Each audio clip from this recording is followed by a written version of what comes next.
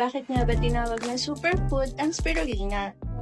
Alam niyo ba na sa lahat ng green superfood, tanging spirulina lamang ang nagtataglay ng phycocyanin at gamma-linolenic acid o GLA, mga sangkap na kilala sa anti-inflammatory at immune-boosting benefits. Diba nakakabilib talaga ang spirulina? Lahat ng taglay ng ibang mga green superfoods nasa kanya rin. Ito ay nagtataglay ng phycocyanin na tumutulong labanan ang free radicals, protect cells from damage, potentially slow down aging, and chronic disease development. Ito din ay nagtataglay ng GLA or the gamma-linolenic acid na mahalaga para maiwasan ang hormonal imbalance at mapanatili ang healthy heart and brain. Kaya naman, mag-iisip ka pa ba?